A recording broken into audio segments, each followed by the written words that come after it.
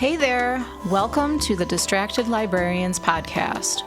We're your friendly neighborhood bookworms with a penchant for all things pop culture. Picture this as our digital campfire, where we dive into our latest obsessions, analyze our favorite distractions, and rediscover the joy of reading. Whether you're a media enthusiast, a book lover, or just need a break from the daily grind, you've come to the right spot.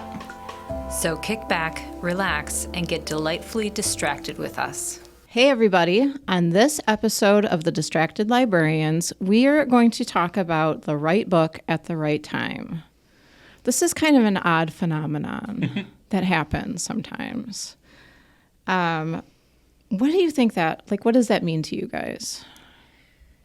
To me, it is finding a book like it dropped out of the sky into your hands, and the universe is saying, this book is for you right now. Yeah, totally. That's like a really good description of what this is. To help you deal or guide you through whatever you're going through at that moment. Sure.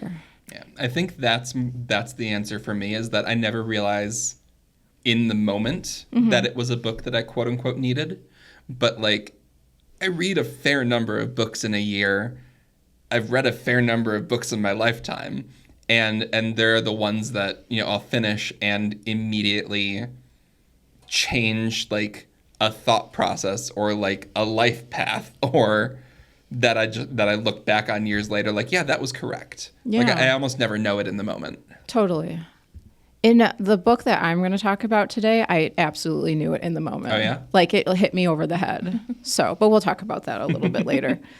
Okay, so right book at the right time. But there are also the books that are like, this is the absolute wrong time to be reading this too, which we will talk about that as well.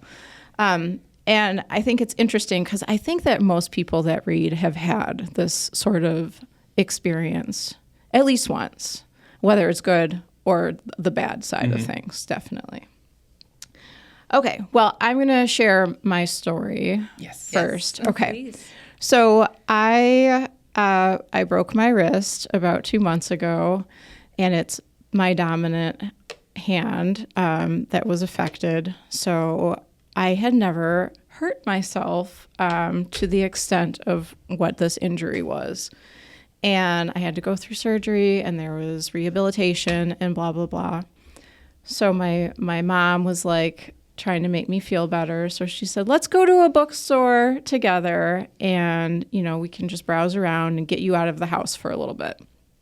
So we went to a metaphysical bookstore, and it is an absolutely wonderful place. I love it. So I was very excited to be going somewhere special with my mom and get out of the blasted house for a little while.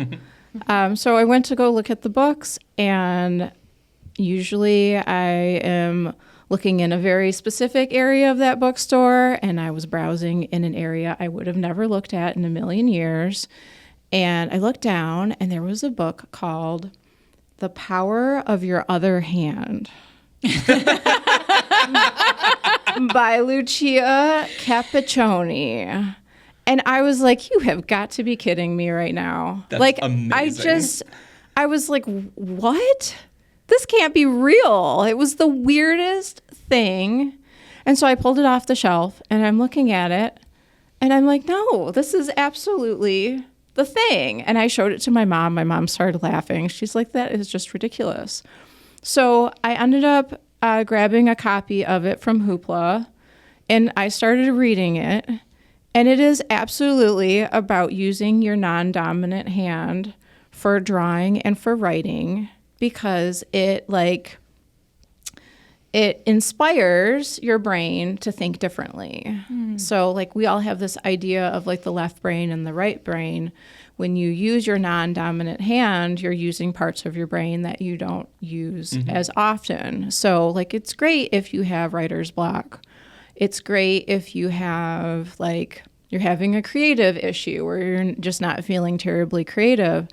And there could not have been a better book at that time, because here I am. I'm stuck with my left hand. What am I going to do with this left hand? I have to be able to write, and I am an artist, so I do like to draw and do things.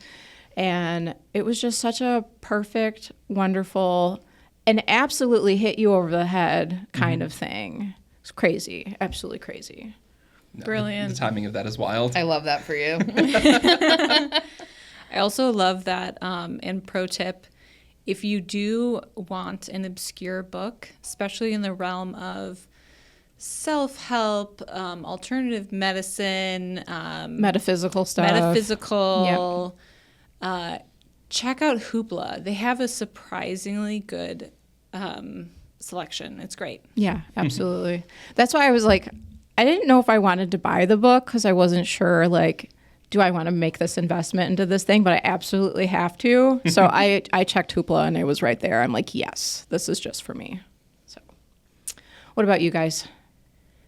So a book that came across my path that I thought was really right time, inspiring, maybe just the best book for me, and this was years ago, Quiet, The Power of Introverts in a World That Can't Stop Talking by Susan Cain. Definitely New York Times bestseller. It is a nonfiction book about being an introvert and maybe some of the advantages of that, or even just some of the quirks. But for me, I know I'm on a podcast right now and talking. However, it really goes against my nature because I am an extreme introvert. And so it sort of felt like this breath of fresh air, really validating, like be free to be you attitude with all this really interesting research behind it. Cool. I think I found it at the library, naturally. I know I didn't buy it. It was from the library. But definitely at the time, I was dating someone who is like definitely more extroverted and charismatic. And I remember being on this vacation with his family, who are also all like more extroverted people, and just being like, okay, I need a break. So I took my book on introverts and like went into my corner and like just nerded out in my own introvert world, and it was really wonderful. Perfect. Yeah, that's great. So mine, that I'm processing, was Every Day by David Levithan. Okay. If anyone has... I haven't read it. Okay. The book is about a main character named A, who every day wakes up in a new person's body. Whoa. And they really didn't define the rules of this. For the purposes of this is not that good a book. Personally. But it just hit at the exact right time where like they don't define the rules of the fantasy of like how he chooses the bodies or how fate chooses the bodies or whatever. But the whole exploration of going into someone else's life for a day and living it for them, not really wanting to screw it up for them, but just getting a glimpse into all of these other lives. At the time I read it, I was probably about a year and a half out of undergrad. Okay. I was working at Target. Yeah. I had zero plans for my life. I was still dating my first boyfriend, who, decent guy, but like I learned more things that I didn't want from him than things I did want. True. You know, just who we were at the time. And very much like in this rut that I wasn't processing as a rut. I was just like, oh, well, this is what the next 40 years are going to be like, I guess. Oh, geez. But like not negative about it. It's just, where I was at. And then as soon as I finished this book, I was negative about it. Okay. Because I realized all of the things that I like wasn't doing with my life. Sure. And I didn't follow along any sort of path that book specifically showed me, but just like the there's more to life than this revelation kicked off a lot of things. Do you think it like lit a fire under you to just change some things? Cool. That's crazy. even for like a not great book. Yeah. Like I love that too, because sometimes it's not a great book that really makes a difference. Sometimes it's just whatever's going on in it, or whatever, like the character does something and then suddenly you're like, I'm inspired. Wow, this is crazy. It has 2 sequels, and like 5 or 6 years later, I went back to reread the first book to read the 2 sequels, and I was like, oh, I'm not doing this. Okay. This is not how I'm spending the next week of my life. Like, in terms of the individual books, I probably shouldn't say they were bad books, but they were very much not for me. Okay. But in that moment, it was exactly what I ended up needing. Sure. Yeah, absolutely. So I know I have had some books where I've had like oh my gosh, this is the most important thing to me right now, and this is so the right book at the right time. Can I recall any of them right now? No, of course not. They were very monumental in that moment, and then clearly they have not stuck with me to today. But one thing that does happen a lot, and I don't know, I play D&D on a regular basis, and the number of times I will read a book that I'm like, this matches a thing from this D&D game that I've played, this D&D plotline that I've played so well. And it's not just in a, like, well, yes, because it's a trope and we play into tropes in D&D and things like that, but it's like, no, this is these characters. Like, this is the same thing. And that's always really jarring, but also very cool, because I'm like, okay, so like we are telling a good story, because it's also good to read it here. Like, this is a good story no matter what. Sure. But that's always really wild to me, and always has that like, huh, cool. Because it's usually something that was like just happened. Yeah, So totally. that's a lot of fun. All right. Well, let's see. Ooh, I have a nice little quote that I can mention here. Books don't change people, paragraphs do, and sometimes even sentences. That's by John Piper. I find it interesting that there's like the serendipitous thing that Killian is talking about, and that also happens quite a bit sometimes too. It's like I was reading several books like I usually do, and then I picked up a new book looking for that next great thing, and it just so happens that the character in the new book has the same name as one of the characters that I just read about, and I'm like, it's not even a common name. What's that all about? It's bizarre. Anyway, so when doesn't it work? Like, let's give an example of like a book that we read that we were just like, oh my gosh, I cannot do this right now. This is not the thing. But typically, it probably would have been the thing. Have you guys ever had that before? Constantly. Constantly.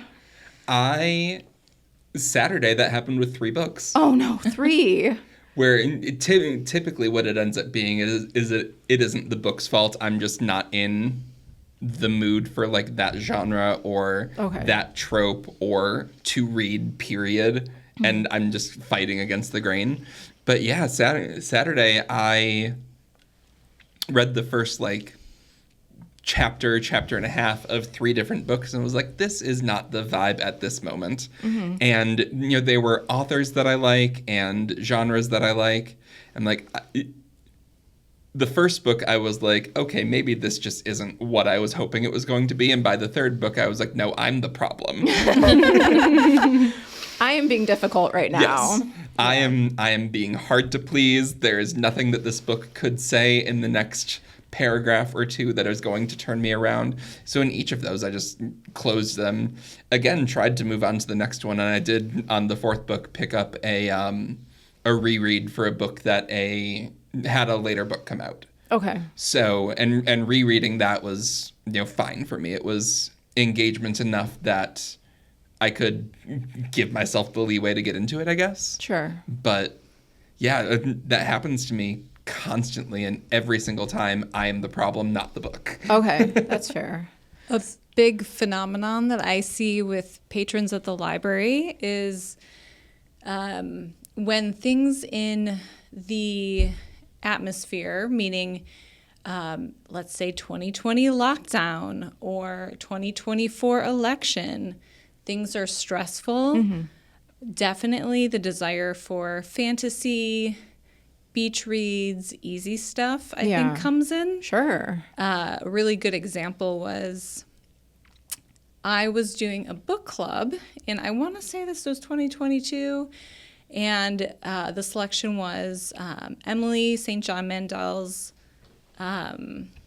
Station 11, which is a book where the whole plot is based off of a global pandemic. And Oh, my everyone was like, goodness. too soon, too soon. And I was like, Yeah. but it's brilliant writing. And they're like, doesn't matter. Okay. So this is funny. There is a kids series that I adore that currently has 3 books out. The 4th book is coming out soon. It's been a long wait. I'm so excited. It is the Morgan Crow series by Jessica Townsend. The 3rd book of that series came out around 2020. I don't remember exactly when it came out. I bought a copy of it. I read it in December of 2020. And it deals with this like pandemic among animals in that world. And I was reading it and I went, like, I had started it before I actually read it at the end of 2020. And I went, absolutely not. Yeah. Yeah. And I had to go back to it and read it later. And I love this series. I love these books. I've been waiting for this 4th book for so long. But I was like, oh, you have to be kidding me. Because you know the timeline on writing that book did not, it wasn't written from that. It was just words. It's It just was not written from that happening. It had to have been written before it. Yeah, absolutely. But for it to then just tie in, it's like, oh, this hits differently than it was ever intended to sure, hit. sure. Oh, there's a trilogy by T.J. Klune, his only YA trilogy, that had that exact issue happen, where it was a kid with a cop for a dad and was dealing with like corruption in the police department as a subplot of what was going on. And the book came out the Tuesday after the George Floyd murder Oh my goodness. and just landed so poorly. Yeah. I've revisited it since and it's fine. Like if it had come out in 2019, it would have been golden, but it did not. Yep. I wonder like how authors feel when they work so hard on a book and like is perfectly fine and everything's good and it should be a bestseller, but like the Then the timing timing. is just so bad that it just gets shot right straight into the trash can. Like I am sure that publishers end up delaying many books because of whatever world event is going on. They're Yeah. Like, Oh, no, sure. we can't, yeah. sell a bestseller that is about maybe a tsunami or, earthquake or whatever if it was just in the news. I don't know, maybe something like that. But definitely the 2020 lockdown, I'm sure dystopian books that had a global pandemic, people were like, can't read this right now. Yeah, absolutely. And it's interesting because I think sometimes it can be like world events happening and reading something that deals with that. It can be the right book. But then in other ways it cannot. It kind of depends on the reader and their own ability to process what they're reading and how they think through it. So it's interesting because there's books that I've read where I've like, this is so perfect for what I need right now. And then I look at them and I'm like, if this had been maybe a month sooner when something was a little fresher or when I was in a different headspace, it would have been absolutely not the thing. So it's so personal It really is. that it's not something you can really anticipate or plan for a lot of the time. Totally. Like you can look at something and be like, oh, this is about this thing, but is it going to be the right book or the wrong book? Who knows? Well, and I think maybe, there are also books that you almost have to prepare yourself for, too. Like when you know up front. I feel that way about TV shows and movies sometimes, too. Like I know exactly what this is about. I haven't seen it or I haven't, I don't know all of the specifics, but I know generally what it's about. And I just can't, I don't have the bandwidth to handle whatever that is either. So, yeah, that's an interesting thing, definitely. All right. Well, I would love to hear from the audience or from the audience, from anybody listening, if they have a book that you found just at the right time, because I think this is a really, really cool concept. Yeah, please give us recommendations. See if it's our right time. Yeah, totally. I would also say, like, if you have something that maybe it was the wrong time previously, go back to it. See if it's the right time now. Totally. 'Cause I think that happens. That does definitely happen. Absolutely. Well, thanks for listening, and we will see you next time. Thank you for joining us for this episode of Distracted Librarians. Many thanks to BCTV for their support in recording, editing, and releasing this podcast, and to the Friends of the Library for sponsoring closed captioning on every episode. If you have any questions or suggestions, feel free to reach out to us at distracted@btpl.org. Until then, keep those pages turning and those screens lighting up. We'll catch you in the next episode. The views and opinions expressed in the Distracted Librarians podcast do not necessarily reflect those of Bloomfield Township Public Library, Bloomfield Community Television, the Birmingham Area Cable Board, or its producers or production staff.